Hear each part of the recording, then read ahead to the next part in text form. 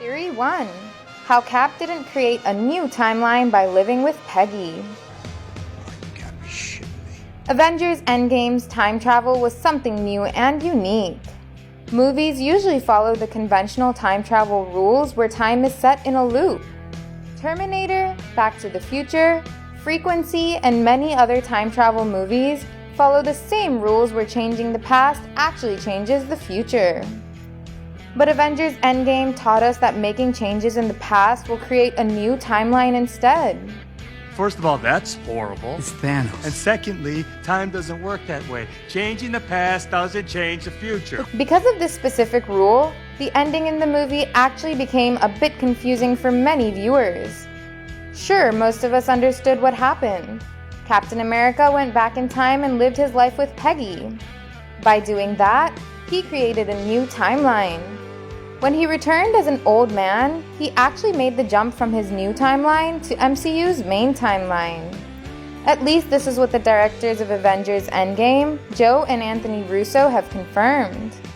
But the writers of the film are on a different page. Christopher Marcus and Stephen McFeely stated that Steve Rogers didn't create a new timeline. He lived his life with Peggy.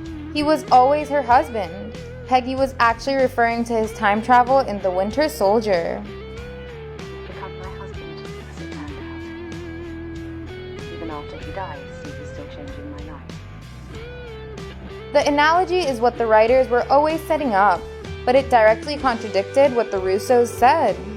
And it also contradicted the time travel rules that the Endgame writers themselves worked so hard to establish. So we've got a theory that keeps both the writers and the directors happy. In Endgame, we saw that at least 2 or 3 new timelines were created. One new timeline was created when Loki escaped with the Tesseract. The second one was created when Thanos traveled to 2023 from 2014. Since this version of Thanos won't be returning to 2014, we suspect that a new timeline will be created from 2014 onwards.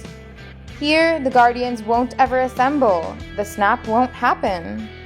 Instead of Thanos, Ego might take over the entire universe when he meets Peter Quill. Anyway, we're not here to discuss this timeline. What I mean to tell you is that just like these new timelines originated from the MCU's main timeline, what if the MCU itself originated from an alternate timeline? Let's call this alternate original timeline as MCX. And the one we've been following for the last 12 years could become MCY. Our theory is that both MCX and MCY run almost identically. But MCY actually came out of MCX because of Captain America's time travel. In MCX, Steve Rogers wasn't married to Peggy Carter.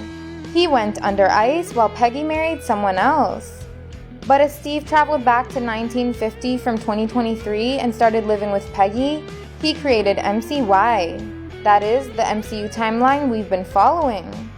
Now, since Steve Rogers always stays married to Peggy Carter in MCY, his story arc actually gets set in a time loop. Do you get the point here? In MCY, Steve Rogers saves everyone from the Red Skull in 1945 and then gets frozen in ice for 66 years. In the meanwhile, his future self returns to 1950 from 2023 and gets married with Peggy. Now, this won't create a new timeline.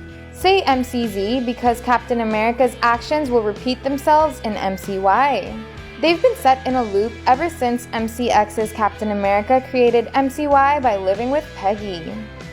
In MCY, the Cap who crashed in ice will wake up in the future, become an Avenger, fight Thanos, and then return to the past to get married with Peggy.